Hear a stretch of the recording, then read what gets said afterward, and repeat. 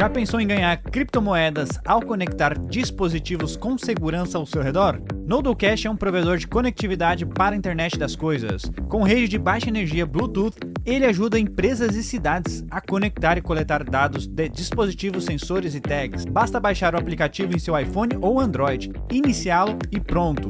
Noodle detecta sensores e dispositivos inteligentes e eventualmente se conecta a eles anonimamente. Ao realizar essas tarefas, o aplicativo recebe Noodle Cash, conhecido como Token Noodle. Viu como é fácil? Nenhum hardware extra é necessário. Tudo o que você precisa para começar a receber recompensa está em suas mãos. Gere renda passiva com o seu celular mais Noodle Cash App. Bankless Brasil agradece o apoio. Mink é uma carteira digital que ajuda você a atingir suas metas, fornecendo um portal para os melhores protocolos de DeFi. Com a Mink você consegue comprar, economizar e investir em stablecoins e DeFi de uma maneira muito mais intuitiva que qualquer carteira da atualidade. Somente você pode acessar seus fundos, nunca a Mink ou qualquer outra pessoa. Mink é uma carteira de autocustódia que lhe dá acesso direto para o universo cripto e o melhor de tudo é que você consegue comprar stablecoins de maneira fácil e segura com Apple Pay, Google Pay e Pix. Não perca tempo, baixe o aplicativo da Mink hoje. Mink e Bankless Brasil construindo acessos para o mundo Web3. Prezada nação Bankless, como vocês estão? Essa semana a gente teve muitas notícias do jurídico. A guilda de jurídico da Bankless está muito movimentada. Lançamos a nossa podcast, e a nossa revista Direito Descentralizado semana passada. Deixo o convite para todo mundo dar um acesso lá. Hoje a gente tem uma convidada impressionante aqui, chamada Caroline Nunes. Ela é fundadora da Inspire IP e da Orijo, plataformas de propriedades intelectuais criadas para facilitar o registro de marcas, direitos autorais e patentes do Brasil usando tecnologia blockchain. Além disso, ela é advogada especialista em propriedade intelectual, mestre em Direito de Entretenimento pela Universidade de Southern California. A gente também tem os dois hosts do programa. Meu nome é Victor Cabral, como vocês já sabem, coordenador da Guilda de Jurídico. Eu estou com meu amigo... Eu sou o Evan, coordenador da Guilda de Jurídico, advogado, especialista em Direito Digital. Faço parte de alguns projetos em Web3, mas acho que você já me conhece. Vamos lá. Maravilha. Queria deixar o convite para todo mundo também acessar o Cardano Rio, que aconteceu no dia 23 e 24 de setembro. Lá a gente teve a participação de alguns membros da Bankless e também os trabalhos que eu tenho como projeto aí fora da Guilda de Jurídico. E começando, eu vou deixar também a palavra para a Caroline Nunes se apresentar com mais detalhes aí, explicar a história dela. A gente vai passar pelas melhores experiências que ela teve no mundo Web3 e também as experiências pessoais dela antes de entrar nessa experiência louca que a gente vive.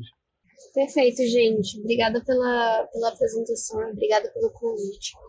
É um prazer estar aqui com vocês e é um prazer estar aqui falando sobre esse tema que eu gosto tanto, que é blockchain, NFT e toda a interlocução com o universo de direito, o universo jurídico. Como vocês bem falaram, meu nome é Caroline Nunes, eu sou fundadora da Inspire IP. Eu comecei essa trajetória da Web3 lá na verdade, o primeiro contato que eu tive com o blockchain, essencialmente, foi por causa de criptomoedas, como a maioria das pessoas, e foi em 2013, na verdade. 2013, e por causa do meu ex-namorado, ele tinha acabado de sair de um esquema de pirâmide da Torexfree. E aí ele veio me contar que ele tinha uma nova forma, que ele achou uma nova forma de ganhar dinheiro fácil, que era minerando no Bitcoin. Eu nunca tinha ouvido falar em Bitcoin, nunca tinha ouvido falar em criptomoeda. E aí eu virei pra ele e falei, Vitor, vai procurar alguma coisa pra trabalhar, vai fazer alguma coisa. E sai desses esquemas. Enfim, ele procurou outra coisa pra fazer. Se ele tivesse minerado Bitcoin nessa época, ele provavelmente estaria muito bem hoje. Eu acho que ele tem um pouco de raiva de mim por causa disso. Mas esse foi meu primeiro contato com blockchain. Depois eu resolvi me aprofundar um pouco na tecnologia propriamente dita. Eu voltei a estudar bem a fundo blockchain em 2018 e aí eu me apaixonei pela tecnologia, eu me apaixonei pela filosofia de todo o sistema descentralizado. E em 2020 eu fundei o InspireP, com foco em propriedade intelectual e blockchain. Acho que todo mundo já passou por um período aí de dúvida, né, sobre a tecnologia, e esses scams que acontecem no dia a dia é muito preocupante, né? Inclusive a gente tem alguns projetos dentro da Bankless que tem o objetivo de fazer não cair em furada, né, ou explicar para as pessoas que estão entrando nesse mundo que ela tem que ter cuidado, né, sobre esses projetos que prometem muito lucro sem risco nenhum. Normalmente é o que mais tem risco e o que menos tem lucro.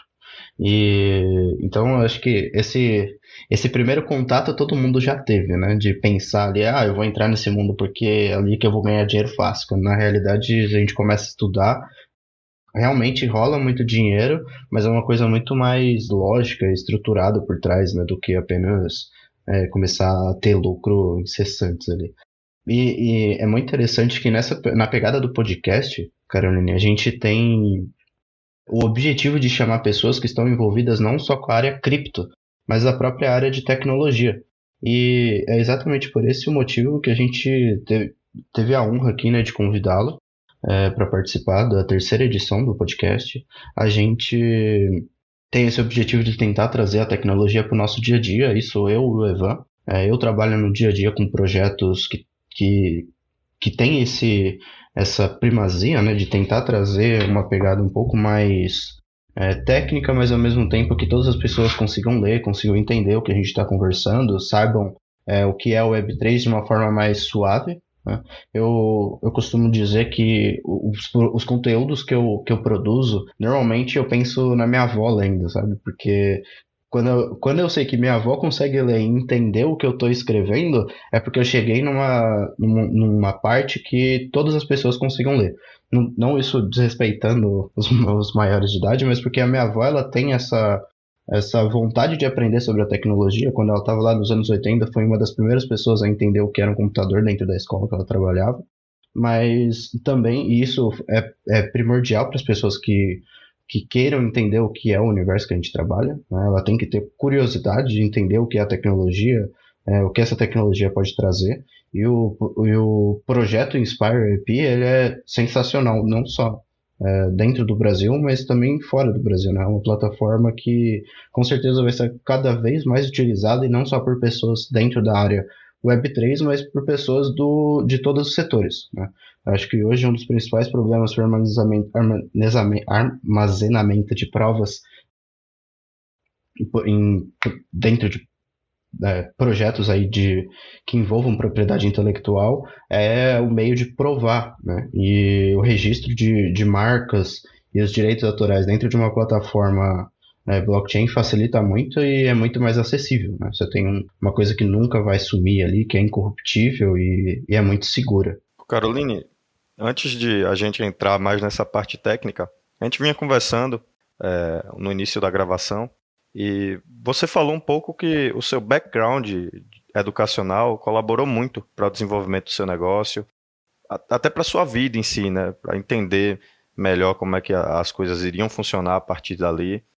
Você consegue falar um pouco para a gente sobre a parte de educação, a parte de estudo e como isso foi fundamental para que você chegasse até onde você está?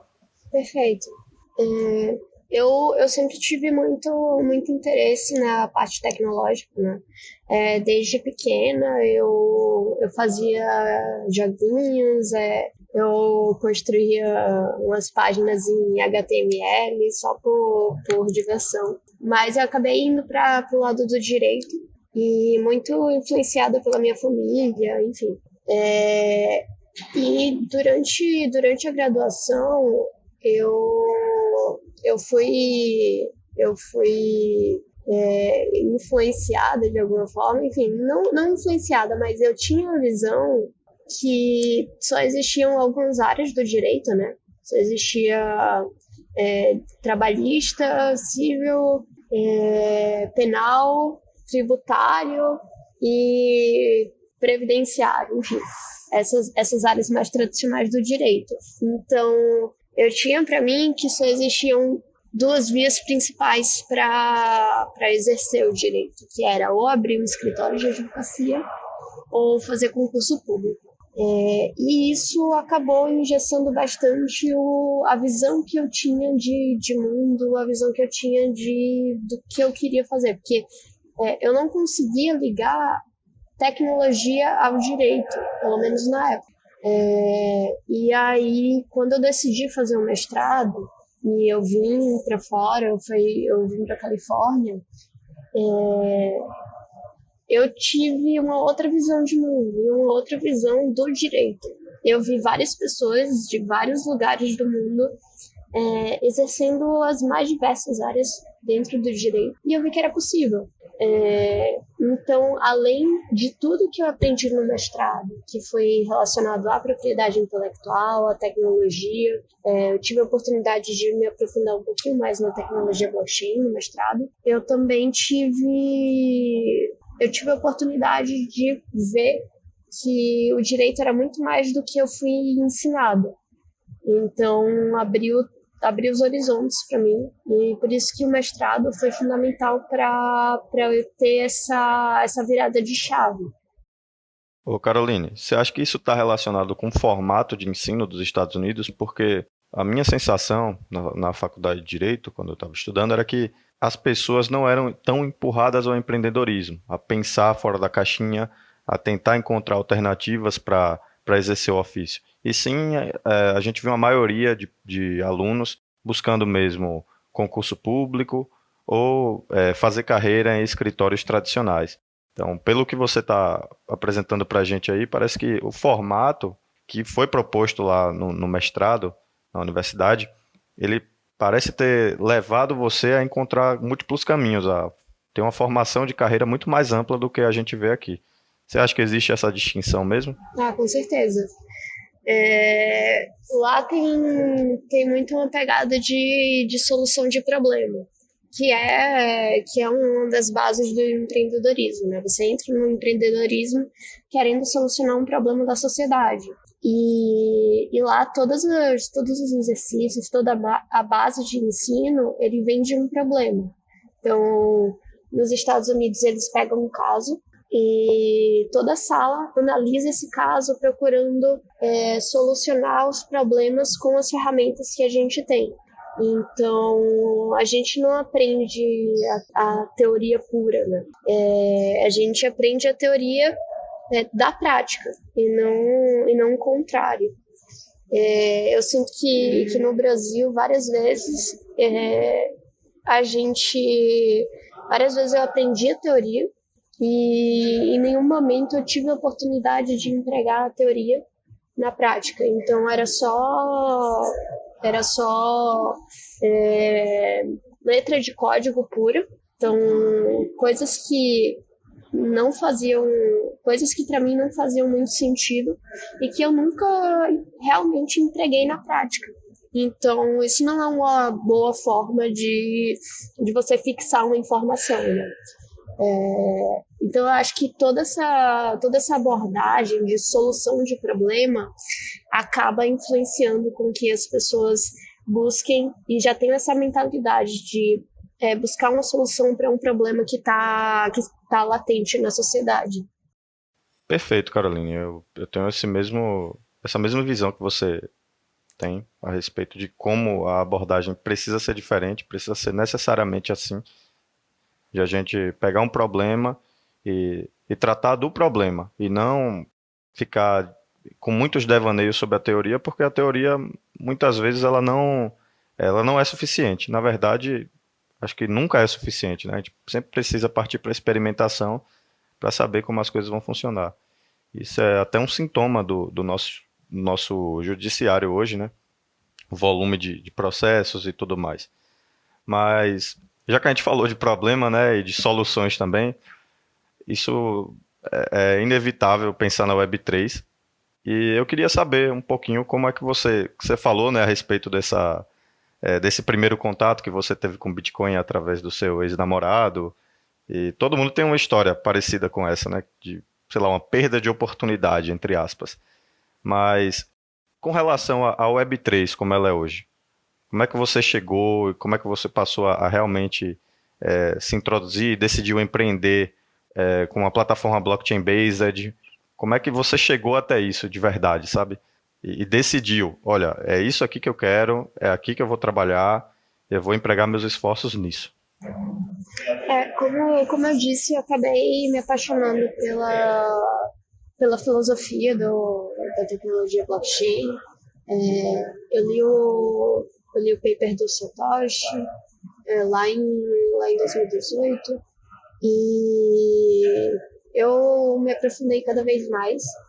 E quando eu estava no mestrado, eu vi como a proteção de propriedade intelectual acontecia nos Estados Unidos, né? Apesar de não ser perfeito, é um modelo muito mais rápido do que acontece aqui no Brasil. E quando eu voltei para o Brasil, eu vi que aqui tinha um grande problema, que era justamente o registro de propriedade intelectual e principalmente o registro de direitos autorais, porque o Brasil é signatário da Convenção de Berna e a Convenção de Berna diz que você não precisa efetivamente registrar os direitos autorais para ter os direitos autorais. No momento que você cria a obra, você já tem a proteção dos direitos autorais e o registro ele funciona como meio de prova. Então não faz sentido que você tenha que registrar os direitos autorais na Biblioteca Nacional, que demora 180 dias para ficar pronto, que é feito em papel. Então isso aí é completamente descabido. E aí eu fiquei muito incomodada com isso, porque isso atrapalhou um dos planos que eu tinha, que era exercer a profissão de advogado de propriedade intelectual de uma forma rápida, de uma forma simples. Isso dificultava a minha vida. Então eu busquei uma solução para solucionar esse problema. E foi aí que eu encaixei blockchain com propriedade intelectual e eu fundei Inspire P. Chegando nesse assunto, Carolina, eu queria te fazer uma pergunta um pouco mais pessoal. Qual parte da sua carreira você tem mais amor, que é a parte empreendedora ou a parte da advocacia ali? Você gosta de advocar? Você tem essa paixão ainda, ou se você já teve, ou o empreendedorismo ele veio para suprir essa falta, não falta, né, mas essa demora muito do judiciário, esse trabalho mais contencioso ou até consultivo ali, que de vez em quando é um pouco mais chato do que o dia a dia de um empreendedor, né, que é muito mais dinâmico, fluido. Eu odeio advogar. Nunca gostei. E assim, eu fazia porque era o que tinha para fazer, mas eu nunca gostei. Eu gosto de exercer o direito, então de encaixar o direito com tecnologia, mas hoje eu sou praticamente não, hoje eu sou 100% empreendedora, hoje eu não advogo mais. Eu uso o conhecimento que eu tenho da advocacia, claro, nos projetos, mas hoje eu não advogo mais. Legal, e a gente falou também dessa parte que você fez um estudo nos Estados Unidos, né? Fez um mestrado, e você tem um interesse grande de juntar o empreendedorismo com essa área acadêmica de estudo aprofundado da teoria, ou até de um estudo mais pragmático? Então, eu tenho muita vontade de ensinar. Eu já fui convidada algumas vezes, já dei aula algumas vezes como professora convidada de propriedade intelectual, de tecnologia, mas eu tenho vontade de ensinar e de realmente construir, porque eu não sei se vocês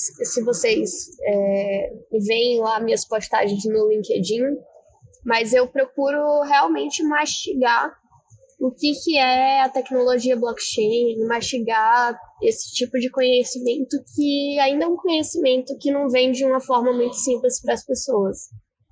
Eu vejo sim, inclusive eu acho que a gente vai usar em um dos produtos que a gente está criando lá na DLT 360, a gente tá usando uma das imagens que você criou sobre NFT. Ah, que legal! Que você. Obviamente vai aparecer a fonte ali, né? Nossa, muito legal. Mas eu gostei muito daquela imagem, ela é muito esclarecedora. Inclusive eu acompanho também suas redes sociais ali, eu acho que a dinâmica que você explica é bem fácil de entender e é exatamente essa a proposta que a gente está trazendo a mim e do Evan, né, de tentar trazer o pessoal ali da Web2 que não tem um conhecimento tão aprofundado da tecnologia blockchain para dentro desse universo também, né? Entender que são coisas distintas. A gente sempre clica na mesma tecla, né? Tem a criptomoeda e tem a tecnologia blockchain. Uma coisa não se confunde com a outra, né? O produto da tecnologia blockchain é a criptomoeda, mas existem vários outros, né? Inclusive a própria plataforma que você criou aí, né? E entrando um pouco mais nessa área da Inspire IP,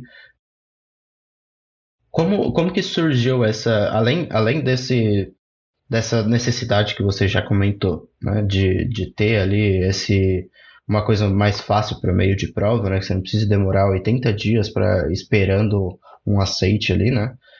Qual foi na prática mesmo, como que isso foi estruturado? Você já conhecia as pessoas dentro dessa área de tecnologia? Você foi conhecendo por causa desse projeto que você foi criando ou foi uma coisa acabou sendo uma coisa natural? Quando eu comecei a procurar gente para desenvolver a Inspire, na verdade, assim, eu comecei fazendo manualmente esses registros em blockchain. Na época eu usava Bitcoin, para vocês terem noção. Eu tinha uma wallet que eu comprava Bitcoin e aí eu mandava de uma wallet para outra. E dentro da transação eu armazenava a hash do arquivo no Op Return. E era assim que eu registrava antes manualmente. E aí depois eu contratei, né, um time de desenvolvimento para desenvolver a plataforma, desenvolver Inspire.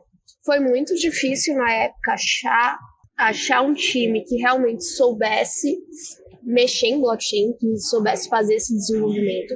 E eu achei uma empresa de desenvolvimento, só que eles não tinham background em blockchain, e aí eu tive que estudar com eles para ensinar e para mostrar como é que deveria ser feito o sistema. E foi aí que eu aprendi mais e mais e mais sobre toda a infraestrutura, sobre toda a tecnologia. Hoje eu já sei falar a língua dos desenvolvedores, né?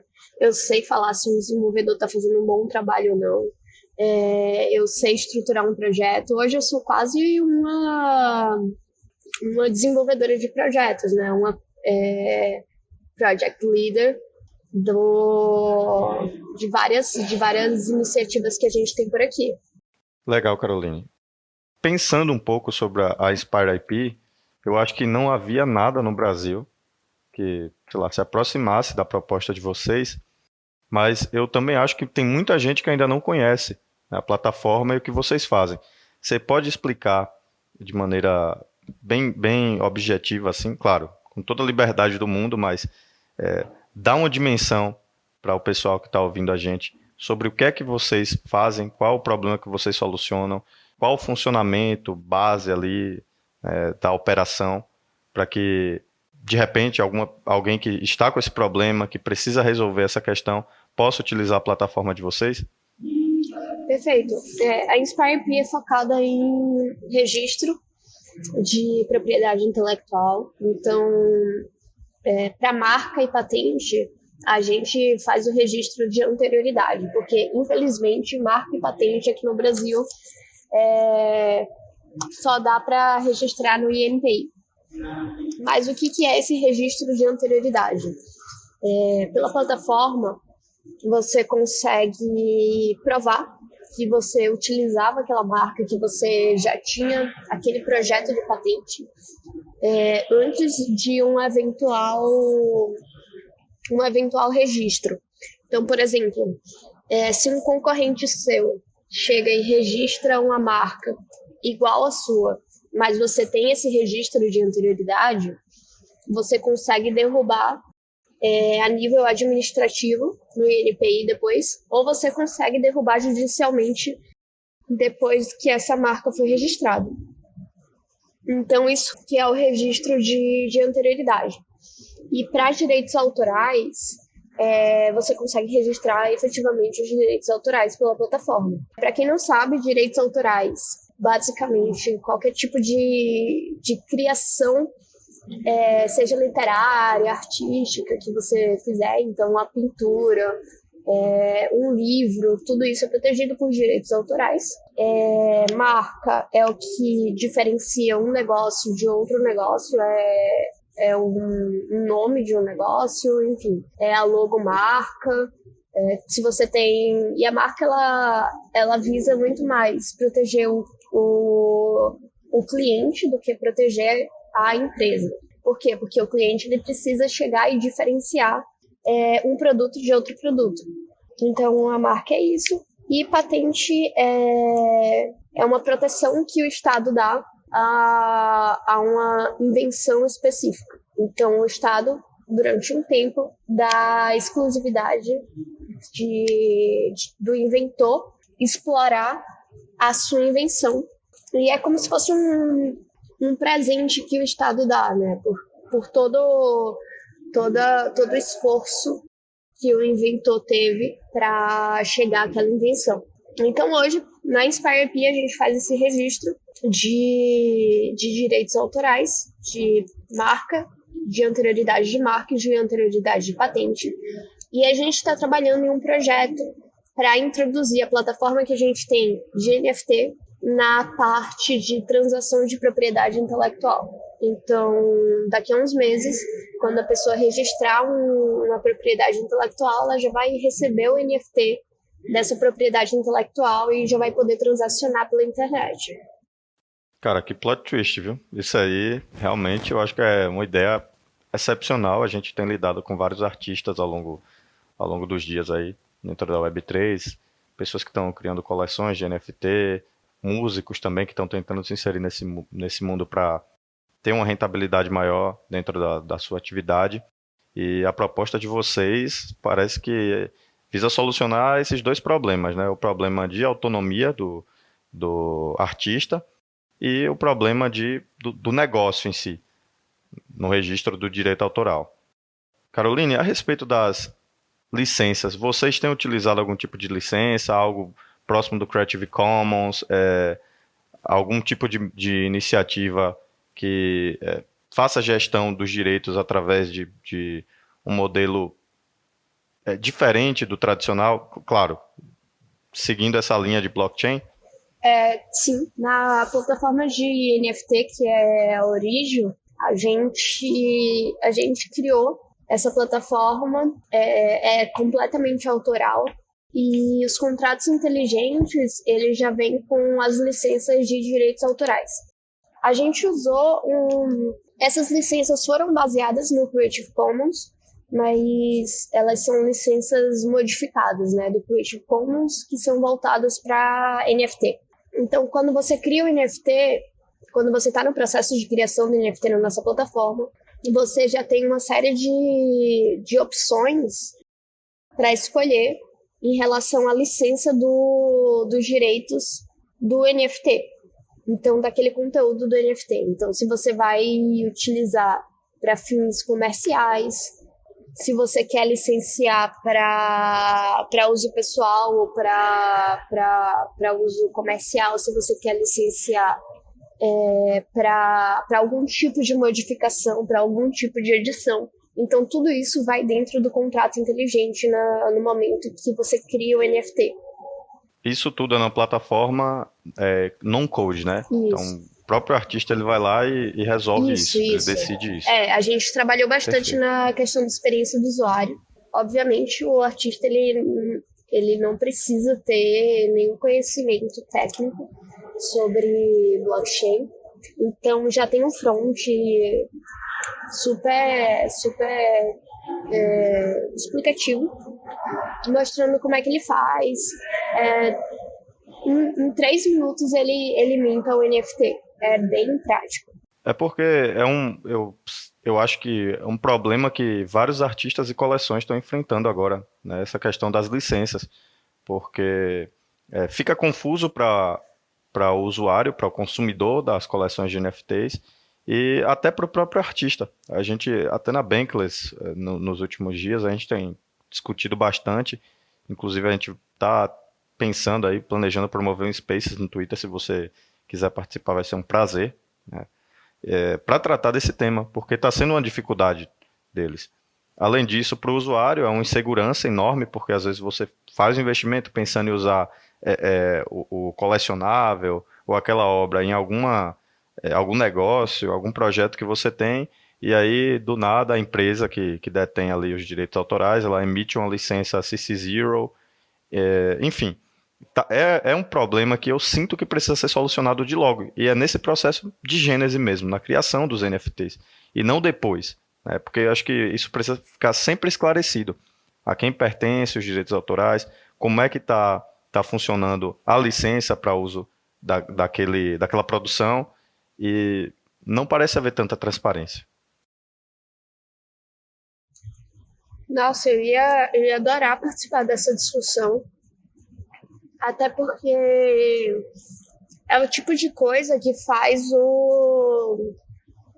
a plataforma ganhar mais funcionalidades. É justamente ouvindo o feedback da comunidade. Então, assim, vai ser um prazer. Mudando talvez um pouquinho de assunto, mas se mantendo ainda nessa área de NFT e Marketplace, eu acabei pensando num ponto aqui que seria... Hoje um NFT ele pode ser, inclusive é o caso da própria Bankless, né? Ele pode ser usado como um token de governança também, né? E gerar ali alguns direitos para o holder, né? Um grande problema que eu consigo enxergar, eu acho que a maioria das pessoas pensam nisso também, é até que ponto esse token de governança ele não se parece com uma security, no caso um valor mobiliário. Como você acredita que teria aí essa possibilidade de um token, de um NFT ser reconhecido como valor mobiliário acabar repercutindo nos marketplaces existentes hoje? Porque acaba sendo ali a oferta pública do marketplace, né? Isso seria um dos requisitos do teste Howey. Uhum. Então, eu acredito que hoje o regulador ele ainda está focando bastante na tecnologia, ao invés de focar no que a tecnologia representa. E eu vejo muito isso em relação a NFT. E eu fico com muito medo também, porque se o regulador ele foca no NFT, a gente corre o risco de limitar e muito toda a possibilidade que a tecnologia que está por trás do NFT representa. Eu acredito que o NFT, a depender do que ele representa, pode sim ser considerado um valor mobiliário, mas é errado você falar que o NFT efetivamente é um valor mobiliário, porque o NFT ele pode representar uma série de coisas. Por exemplo, a gente vai utilizar NFT para representar uma propriedade intelectual. A gente começou a emitir certificado em forma de NFT. Isso não seria valor mobiliário. Se eu pego uma ação e eu represento por NFT e faço uma oferta pública, aí poderia ser encaixado como um valor mobiliário. Mas eu me preocupo muito como é que essas discussões elas vão influenciar no desenvolvimento da tecnologia. Basicamente, Carolina, a gente vai entrar no labirinto porque coleções como a Bored Ape, né, o que é que aconteceu com elas? Elas surgiram para ser PFPs e depois simplesmente aconteceu o airdrop de tokens, né, as Ape Coins, e no fim das contas a gente vai ter um problema com o regulador, porque a tendência dele é sempre meio que tentar regular tudo através de uma lei simples e objetiva. E, na verdade, o que a gente precisa é de uma tutela que vai verificar case por case, certo?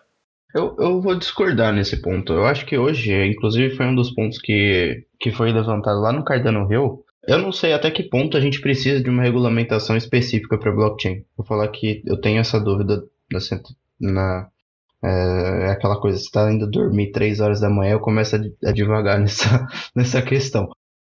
Eu sinto que hoje, dentro da estrutura jurídica que a gente tem muita coisa que pode ser acoplada e cabe perfeitamente. Eu não sei, talvez seja um pouco também de preciosismo nosso da Web3 de querer fazer com que tudo se encaixe dentro da nossa perspectiva, quando na realidade tem coisa que não vai se encaixar nunca. Teria que ser um trabalho gigantesco do legislador para tentar fazer uma diferenciação de todos os tokens que estão surgindo, de todas assim, a minha pergunta com relação ao NFT era na realidade com questão talvez até uma área de compliance dentro desses marketplaces, né? Não só em Inspire IP, mas também dentro da OpenSea e tal. Qual é a responsabilidade desses marketplaces na questão de divulgação e oferta pública mesmo de NFTs que podem ser um valor mobiliário? Te digo que é mais uma dúvida interna minha do que uma coisa que eu acho que vai ser discutida, né? Mas talvez isso possa acontecer, né? Do mesmo jeito que as exchanges pode também sofrer uma repercussão legislativa por causa disso. Não sei o que a Caroline acha sobre esse ponto com relação ao marketplace, se ele teria meio que um dever de vigilância ali para entender se aquele NFT ele é uma token de governança ou se ele realmente representa só um valor artístico, né? O que acontece e vendo muito o que o judiciário normalmente segue no Brasil. No Brasil, temos uma tendência de responsabilizar a plataforma, mesmo que a plataforma ela não tenha muito poder em relação ao conteúdo que é disponibilizado no ambiente.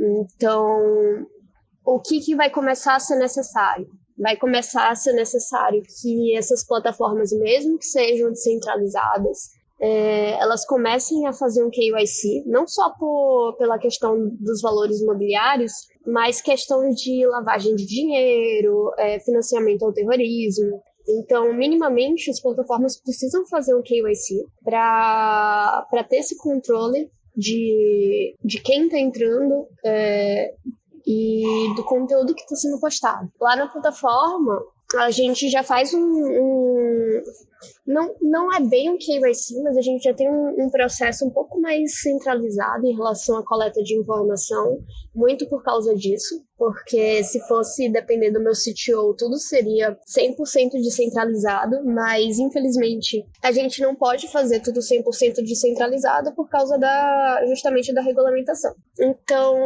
apesar da gente não ter a responsabilidade do controle do que vira NFT lá na plataforma, a gente pelo menos tem a responsabilidade de coletar as informações de quem posta cada coisa na plataforma. Então, eu espero que o regulador ele tenha um movimento de responsabilizar não a plataforma, mas de responsabilizar a pessoa que posta determinada coisa na plataforma. Caroline, você falou um pouco aí sobre descentralização. Eu vou mudar só um pouquinho de assunto, mas depois a gente pode voltar para essa discussão, que eu acho que está bem legal, né? Está no roadmap de vocês, em algum momento, transformar a Inspire IP numa DAO, ou até entrar de vez assim, nessa parte de governança por comunidade? Eu estou vendo uma tendência muito grande em alguns negócios que estão utilizando esse tipo de serviço, em colocar no roadmap para no futuro haver esse tipo de gestão. Eu fiquei até curioso. Acho que eu vou perguntar para todo mundo que tiver negócio em Web3 e vier aqui. Nossa, totalmente. Minha maior dificuldade hoje, para ser sincera, é gerenciar uma comunidade, né? Para mim, esse é o maior desafio da Web3, você conseguir colocar uma comunidade de pé e fazer com que a comunidade ela se torne quase como um organismo vivo, né? A comunidade ela se autoalimente e consiga caminhar sem que você esteja empurrando o tempo todo essa comunidade.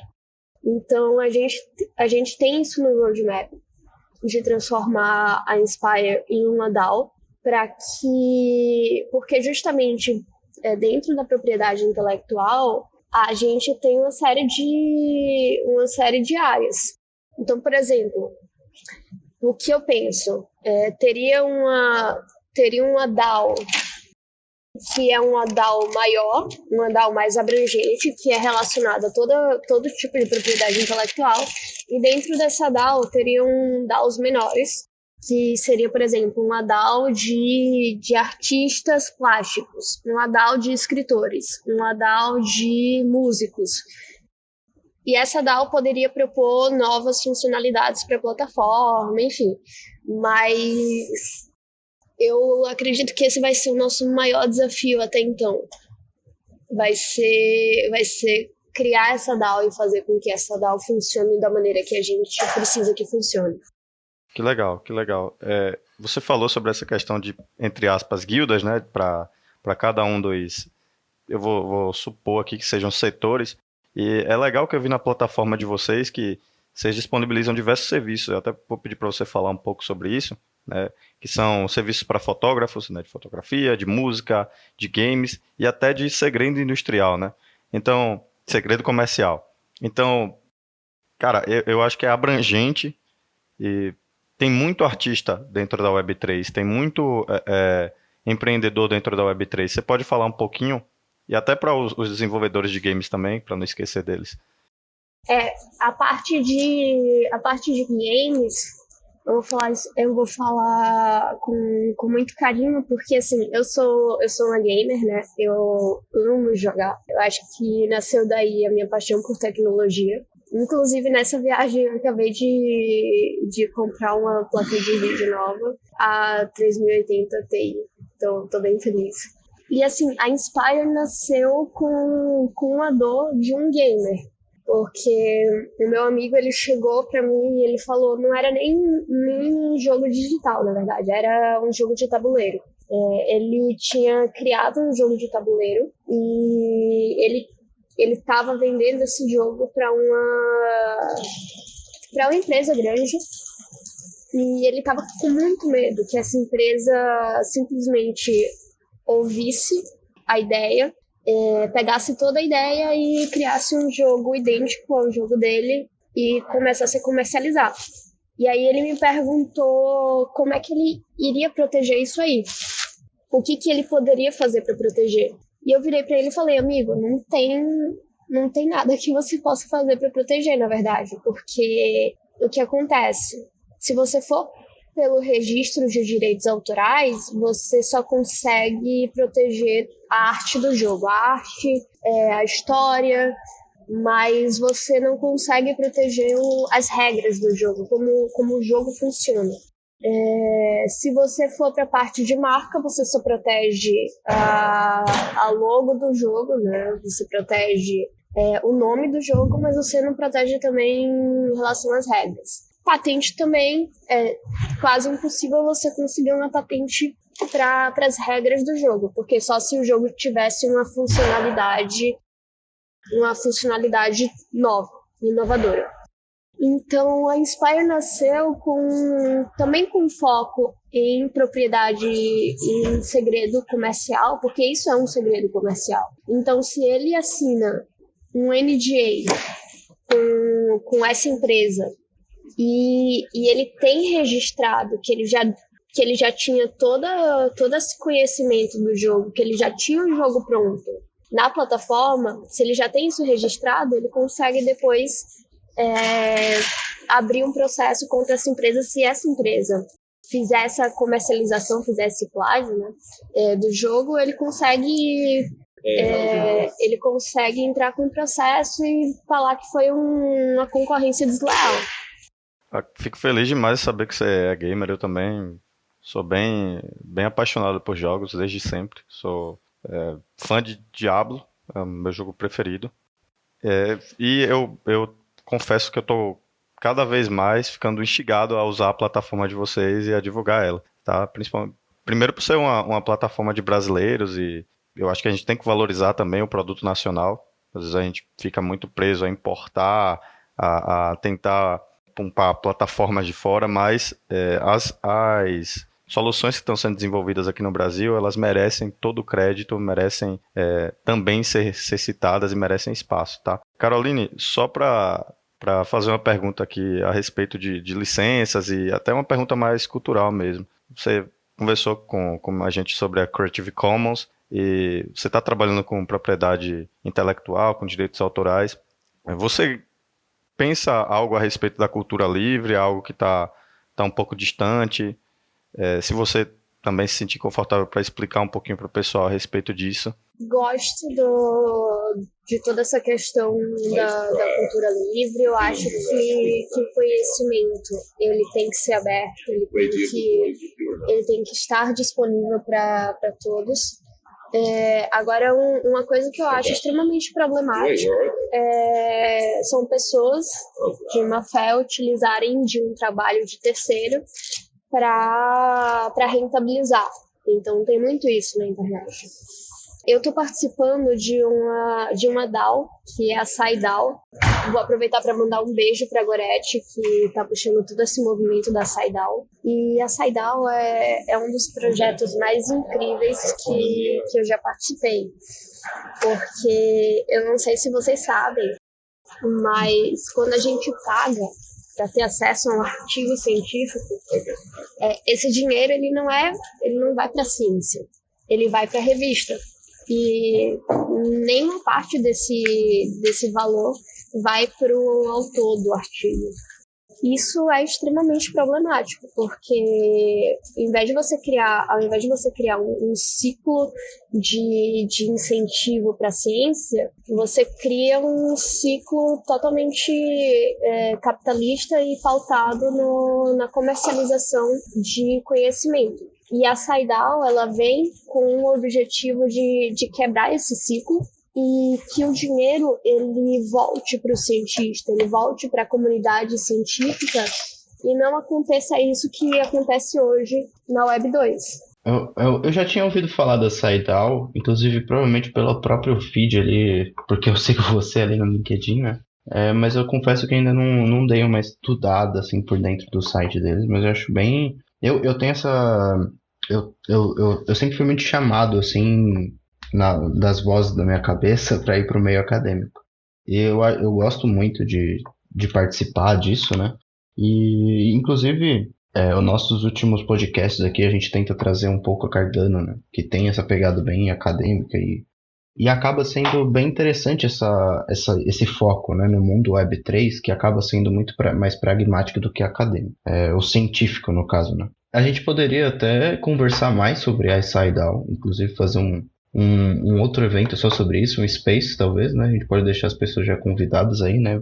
Inclusive, Gorete o nome dela, Carolina? Gorete Freitas. Eu vou passar o contato para vocês, eu passo lá pelo LinkedIn. Ela é uma pessoa fantástica e ela é PhD e, nossa, todo mundo que faz parte da SciDAO tem um background absurdo dentro da área da ciência. E eu fico muito feliz de estar junto com esse pessoal que realmente influencia na ciência do Brasil e do mundo. Eu acho lindo o que eles estão fazendo lá.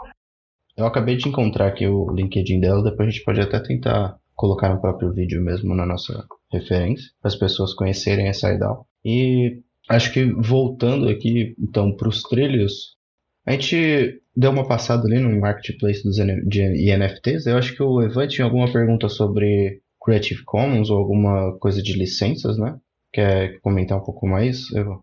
Não, a gente já conversou até bastante a respeito das licenças. Eu queria que ela falasse um pouco mais sobre o marketplace mesmo dos NFTs, né? Que é esse projeto, acredito que seja vinculado à Inspire IP, mas que tem uma pegada um pouco diferente, né? E sobre também algumas coleções que já estejam disponíveis lá, as parcerias que eles vêm fazendo, como é que eles estão sentindo, como é que ela está sentindo, na verdade, que está sendo a receptividade da comunidade brasileira e até das empresas, que eu vi que tem algumas empresas que já estão em parceria, né, com vocês no Marketplace. O Marketplace de NFT, ele nasceu dentro do guarda-chuva da Inspire, e só que a gente acabou desplugando ele da Inspire porque a gente estava indo em uma direção diferente do foco da Inspire, que é a propriedade intelectual. E no Marketplace de NFT, várias empresas de entretenimento acabaram buscando a gente para desenvolver projetos ligados a NFT, inclusive o SBT, o Spotify América Latina,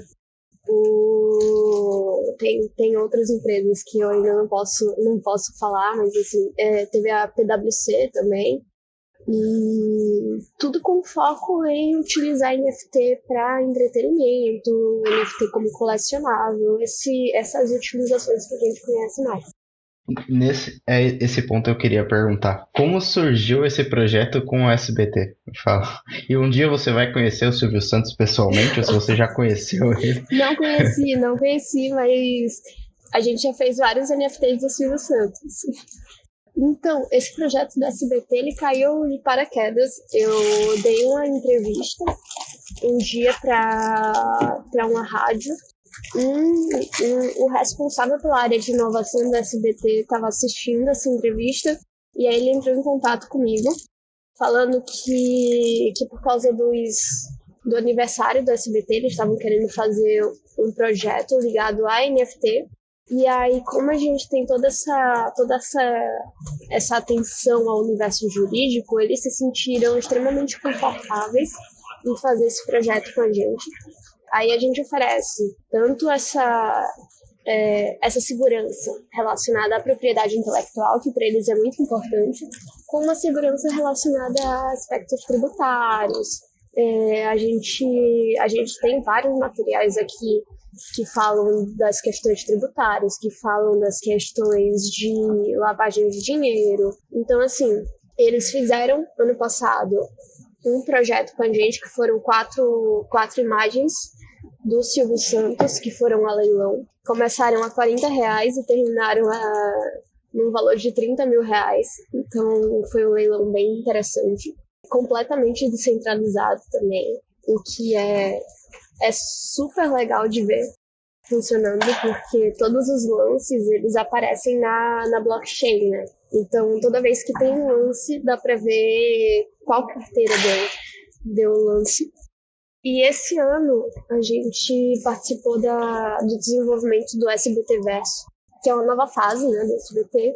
E aí, eles, dentro desse metaverso que eles fizeram, a gente implementou o marketplace de NFT diretamente nesse metaverso. Então, a pessoa já consegue entrar lá e comprar um NFT dentro da experiência. Caroline, eu vou dar uma call aqui para o SBT, tá?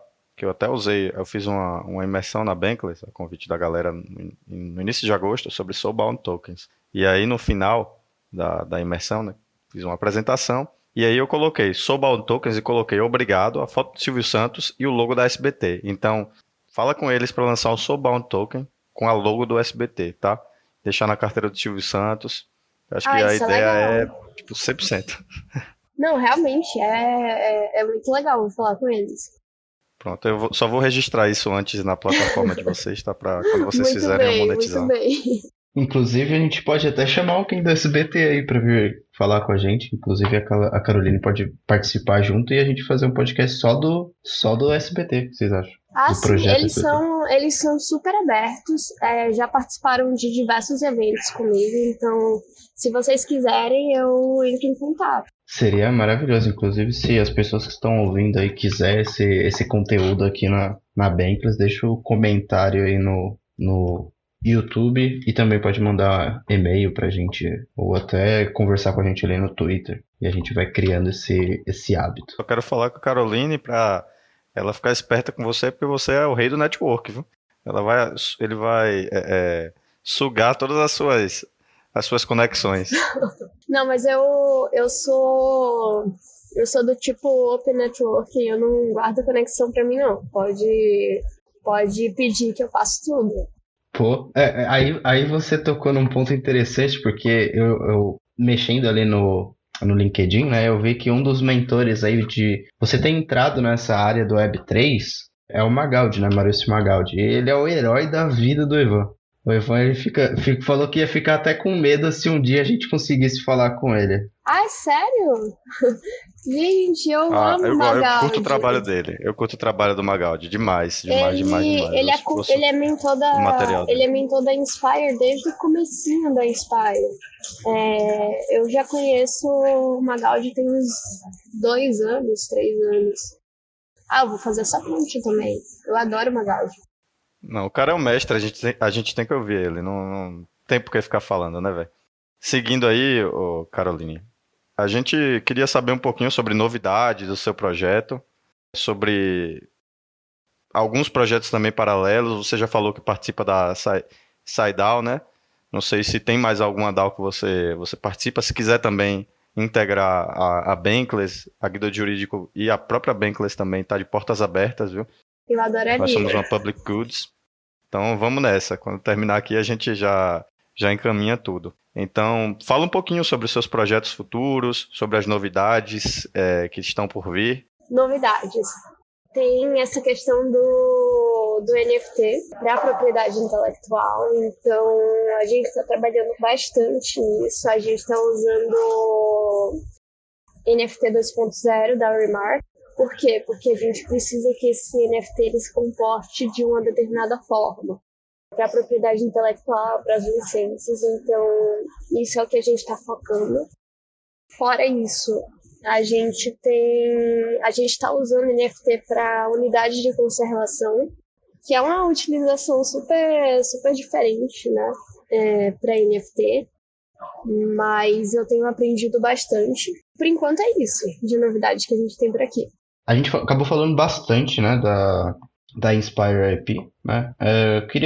Você tem algum outro projeto que você gostaria de divulgar também, de conversar um pouco mais, explicar a ideia por trás dele, mas com um pouco mais de foco? Tem a holding que a gente está estruturando, então até para abarcar todos esses outros projetos que fogem um pouco de propriedade intelectual, essa holding a gente subiu a tecnologia, né, da Inspire para holding para conseguir dar uma atenção maior a esses projetos. Nossa, nessa holding a gente está pegando uma série de projetos, desde a parte de finanças, tudo utilizando NFT. Mas só para vocês terem noção de como NFT consegue abarcar diversas áreas. Então, nessa holding a gente está pegando projetos de finanças, a gente está pegando projetos de ESG, a gente está pegando projetos de propriedade intelectual e tudo tá se encaixando muito bem. Carolina, a respeito dos NFTs, na última semana a gente estava conversando com o Alan, ele também é advogado, e ele falou um pouquinho sobre tokenização no esporte, né? Inclusive, só lembrando, Ivan, esse episódio ele vai estar disponível daqui 2 semanas, então deixa o convite aí para todo mundo voltar aqui no canal do YouTube e assistir. Vai ser sobre a aplicação da Web3 no mundo do esporte, né, com o convidado Alan G. Ferreira da GFER. Legal. Então, ele falou um pouco sobre os tokens de fãs, né? Os famosos fan tokens que estão sendo criados pelos times para ampliar a experiência do usuário. Aqui no Brasil, a gente já tem visto algumas movimentações nesse sentido, mas o que você acha, né, qual sua visão, sua ideia a respeito dessa possibilidade que os NFTs eles dão para as empresas de modelar, otimizar a experiência do usuário através da tokenização? E se, não sei, de repente a Inspire IP tem olhado para isso, tem pensado a respeito da ideia? Os NFTs dão a possibilidade de você ter uma espécie de carteirinha de membership, né? Eu acho isso fantástico, mas eu ainda acho que a utilização está travada. Não é uma utilização ideal ainda, muito por causa da experiência do usuário. Hoje você ainda precisa que o usuário ele tenha um mínimo de base na Web3 para conseguir utilizar esse tipo de plataforma. E eu espero que daqui a... não vou nem falar um ano. Eu espero que daqui a 6 meses a gente já tenha a possibilidade de utilizar NFT para membership de uma forma extremamente fluida e de uma forma muito mais ligada à experiência do usuário que as pessoas conhecem da Web 2. Eu concordo plenamente. Acho que a usabilidade da tecnologia hoje ela dificulta muito a ampliação, né, da utilidade dela mesmo. Inclusive no Brasil, eu acho que a gente está falando ali de fan token. No Brasil existem alguns, mas a maioria é fora do Brasil, né? A gente tem, acho que é do Milan, do Inter. A maioria dos tokens ali de fan token ele é internacional. Hoje a gente tem só o token Vasco, que na realidade ele não é um fan token, né? Ele tem uma usabilidade maior. Mas quando a gente pensa na tecnologia blockchain, a gente cai naquele... Quando a gente conversa, na realidade, sobre essa tecnologia, a gente cai naquele preconceito das pessoas não entenderem que a tecnologia é diferente do produto, né? A gente tem uma gama infinita aí de oportunidades dentro da blockchain, inclusive no agronegócio, no esporte, na propriedade intelectual, que é o foco aqui hoje, mas ela não é limitante a isso, né? A tecnologia blockchain ela cria uma gama de possibilidades gigantesca. E eu queria ouvir um pouquinho mais também, Caroline, sobre o que você acha da própria tecnologia, não no ramo, no foco que você trabalha, né, dentro da propriedade intelectual, mas como alguns projetos à parte disso, dentro de um governo 4.0, uma indústria 4.0. Como que você visualiza isso no dia a dia daquelas pessoas da Web 2 que ainda não entendem direito o que essa tecnologia pode trazer de novo? Eu vou falar especificamente de 2 utilizações da tecnologia NFT que eu gosto bastante. Uma é para ingressos, que eu acredito muito que NFT vai revolucionar a indústria de ingressos, muito por causa do mercado secundário. E a outra é a utilização de NFT para cupons de desconto. Então, imagine que você pudesse vender os cupons de desconto que você tem e armazenar todos esses cupons de desconto que você tem em sua wallet. Como seria interessante. Então, eu acredito bastante nessas 2 indústrias. E tem uma que eu acho bem interessante, que é a utilização de NFT para empréstimo. Então, já tem plataformas que permitem que você utilize um NFT que você tem como colateral de um empréstimo. Acho que as 2 oportunidades que você trouxe realmente vai fazer uma diferença gigantesca, né, no mundo. Acho que um dos problemas no mundo do ingresso, eu confesso que eu não tenho tanto conhecimento, mas pelo que eu já tive de contato, assim, a revenda, da maioria dos ingressos, a revenda é proibida, né?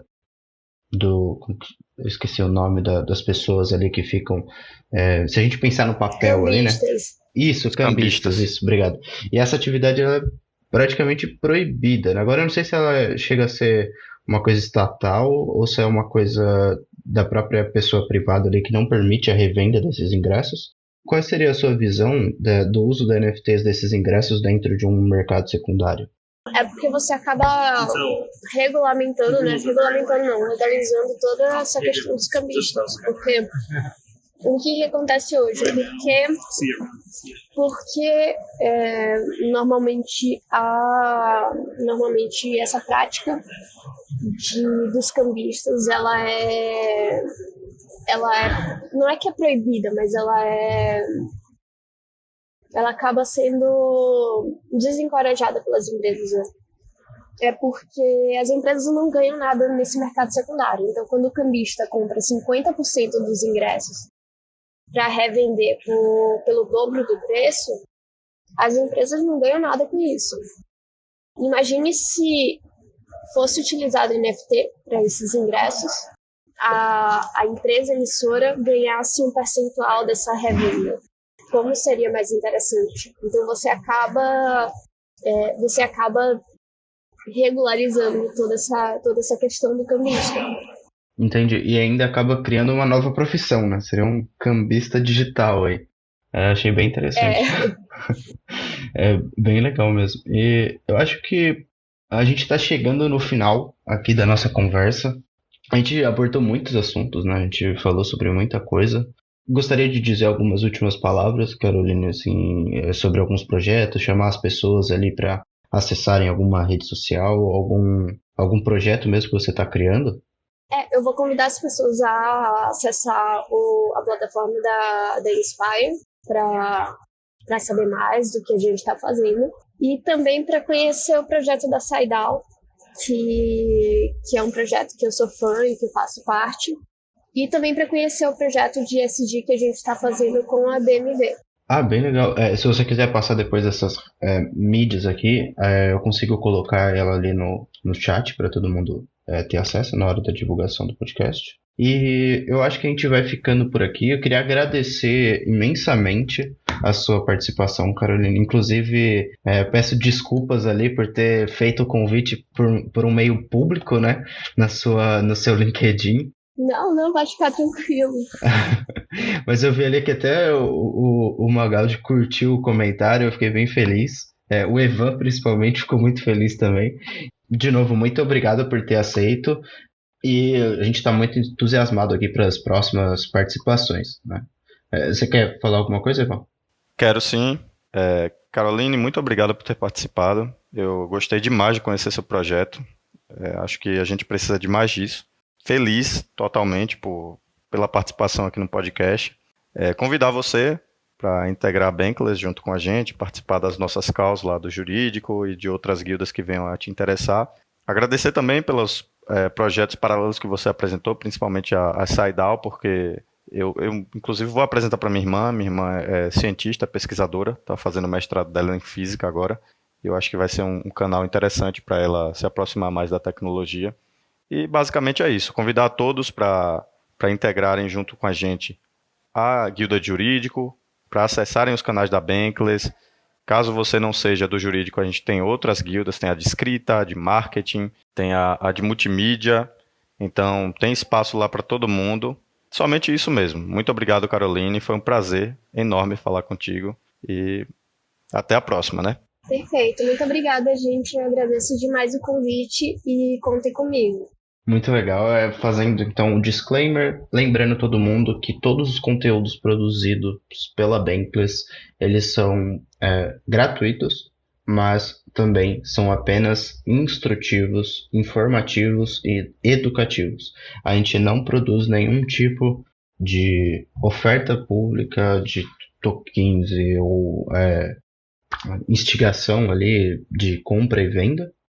Nenhuma dica financeira ou jurídica, que é o nosso caso aqui. O podcast e os produtos produzidos pela Guilda de Jurídico são sempre educativos.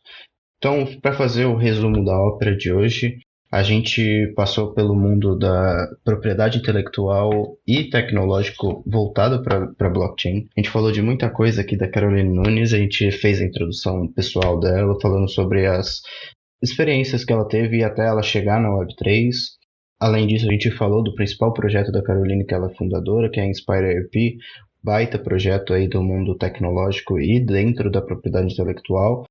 Queria agradecer de novo a presença de vocês, o Evan por participar da mesa junto comigo e a Caroline por ter aceito o convite.